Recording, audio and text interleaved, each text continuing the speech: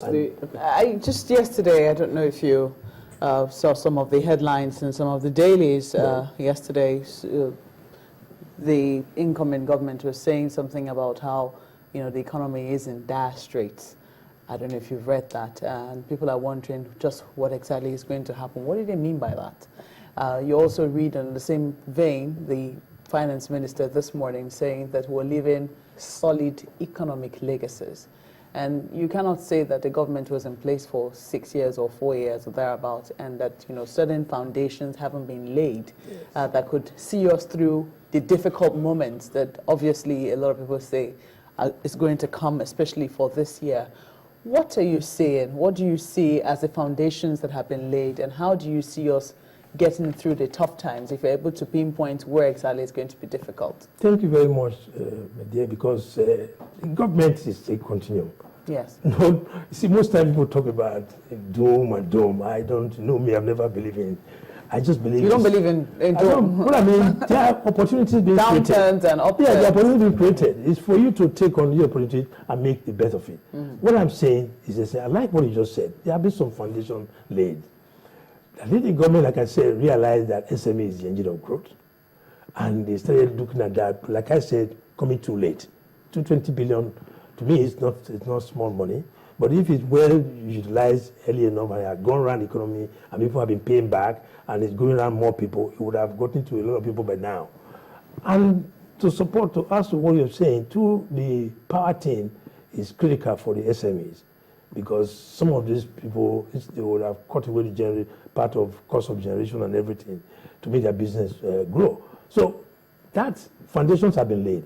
I want to agree that the incoming administration should take a critical look at the foundation already laid, do a SWOT analysis of this whole thing, and to see the one that you think are areas you can work on. You can frog on some of these things to make it better. For someone like you in the sector already, aside this 220 billion and the focus on SMEs, what other foundation are you saying on that can be built upon? Oh, there are a lot, like the BOI fund. There are a lot of intervention funds all over the place. There's a lot in the Bank of Industry.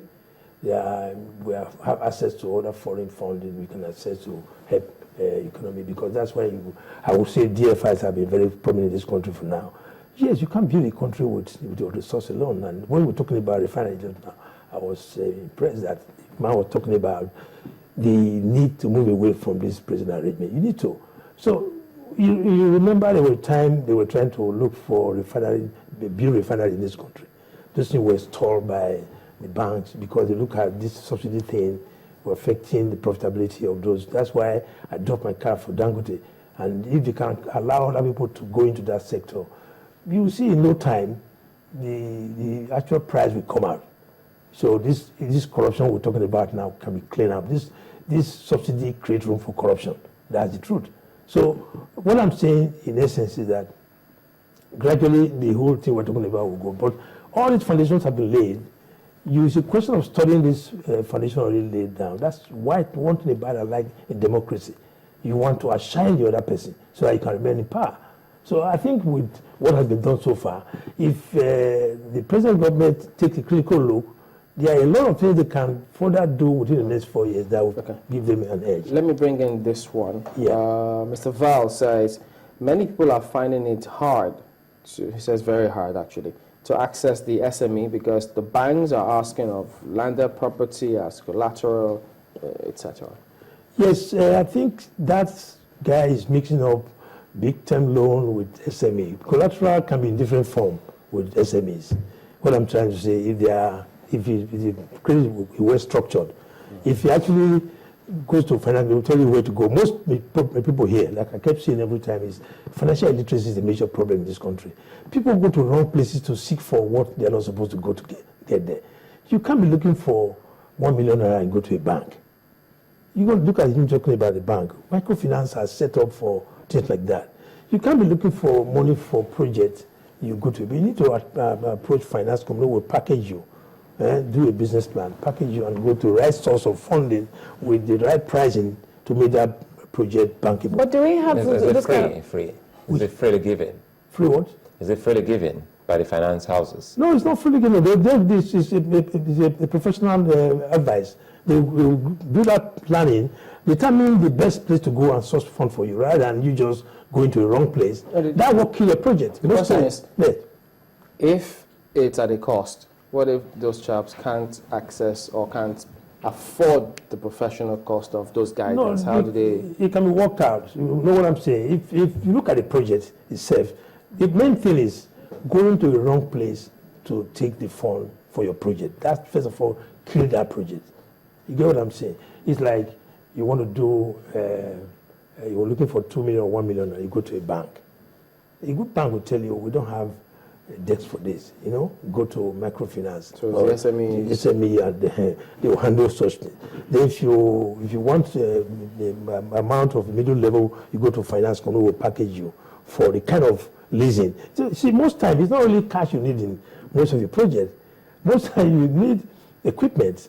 And so it can be leased for you, and you pay over time, and it frees your cash for you to do other things. So rather than getting funds to go buy equipment, invest, you don't need it. Just you go to a finance company, free up access, free up your funds. cash, and do other things you want to do. So those are the things they try to regulate. And I think maybe what I think is happening, we need to do a little advocacy so that people get to know where to go and don't go to wrong places and get wrong advice from people. So in other words, if this government, because they're talking about job creation, Right. which is key, Yes. And they can't rely on the big companies to get across to many people. SME is the It's way key. forward. So across the states, Yeah. they can actually ensure that because state governors too also have a role to play here. don't Yes. No, that's why I said the foundation. I'm happy you picked. The foundation have been laid. Maybe in the course of implementation, some of the errors can now have been thrown up. It's for us to build on those foundations.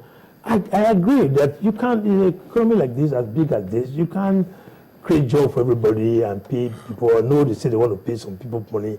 I think that works against the whole spirit of capitalism. Do you Which one? really What? see tough times ahead? Oh, tough times. Yes. Yeah, there are tough times everywhere. First, the revenue is dwindling, and people have a lot of expectation, and we have a lot of capital things to do in this country which have not been done. And take, for example, the power, for example, if that is the major thing they need to solve, it can catapult into other aspects of the economy and drive the economy properly. So I see tough times, but tough times are made for tough people too. You get what I'm saying? So they are there, and it's not only Nigeria, it's almost everywhere. But what affects here mostly now, because we are a monoproduct economy and depend largely on oil, and the price of oil is going down. How can the states, talking about state governments now, Yes. help in sensitization so that people in their states can get to know more about things like this? Because when we talk about opportunities like this, if they're not in the know, I don't think anyone will be able to approach any of these finance houses or funds to make use of them. Yeah, yes, you're right. Like I think, well, let me say by way of advice to the incoming economy, I think there should be a gold congress. What I'm saying, we should have a driving policy that drives around, whether you are PTP or APC, there must be a driving thing that drives an economy, you know? Then every other person will now link up to that thing, and how you make it becomes how good you are. What I'm saying, for the country. yeah, for the country. I mean, if we look at it, like you just said now, about unemployment, I don't support giving out free money as a way to solve unemployment. Why? Yeah, where That's social. I think it's called social security. because I like that. You can't reconcile capitalism and social thing. What I'm saying in essence is that I agree if you can allow people go on to pursue their dream and support them, provide like this power thing. If there is a way they can fight to get that power to work, and it create people some of this soft loan and whatever, is enough enabler. Let me take, for example, if you compute that thing they were talking about giving an even launch thing, it's about 2 trillion. That's over our budget. How much do you have in the budget? Recurring expenditure. We kept talking about recurring expenditure now that is high. You rather think of how do you increase the capital expenditure there and bring down the recurring expenditure. Are you getting me? So if you look at it on the global thing, I like to look at it globally, strategically. you need to look at what creates employment to a lot of people, and what, like you said, what drives people is how do I have access to money to do what I want to do. I've seen a lot of small businesses they've set up, with little, but you need to be guided. So in BOI, they have entrepreneurship people who actually help them to package business. They also help them to train them how to run their businesses. Those things have been put there. You know what I find interesting? BOI has taken upon itself, and I think it's one of the very few banks of government that has been able to market very effectively what it is it does and how it is it can help. Thank you. What other, banks do you think should be saying what it is they do, especially the ones that are funded by government, A and how development it is they bank, can help? which they set up recently. There's a development bank which was set up not too long ago. Yeah, not too long ago. Yeah, I think But that's why relatively some of new. these things were coming too late. Yeah, because these are laudable projects, because this economy is large. And the beauty of this economy, I kept saying, is the population.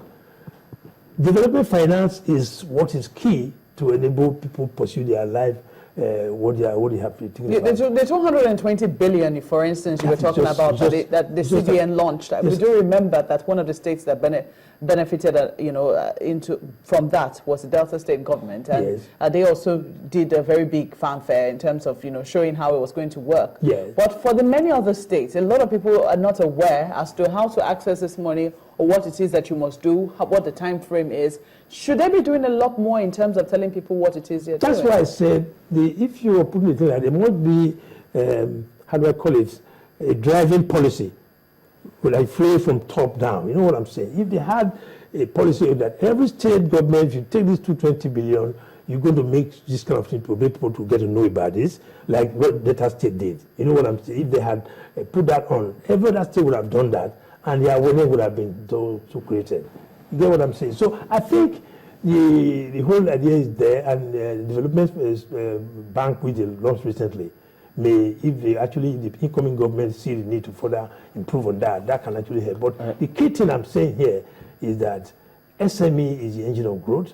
You must find a way to support that segment of the economy to create employment and remove this poverty we talk about. Okay, Yes. so let's end with this one. Yes. Olatunji says he's a tailor. Yes. He doesn't have equipment. Yes. He doesn't have anything. Fine. He wants to know where is the appropriate place for him to go and get funds. No, you can talk to us. We can provide him equipment leasing, finance lease to buy this equipment. That's finance house. Finance houses. Okay. Sure, we can provide him. Those are things that can be provided with ease. Okay. And All I right think, then. yes. Tunji Sodehead and many others. Mr. Eddie Osarinha is the former president, Finance Houses Association of Nigeria. Thank you for coming on this morning. Thank you very much. We'll be back after the break. Join us again.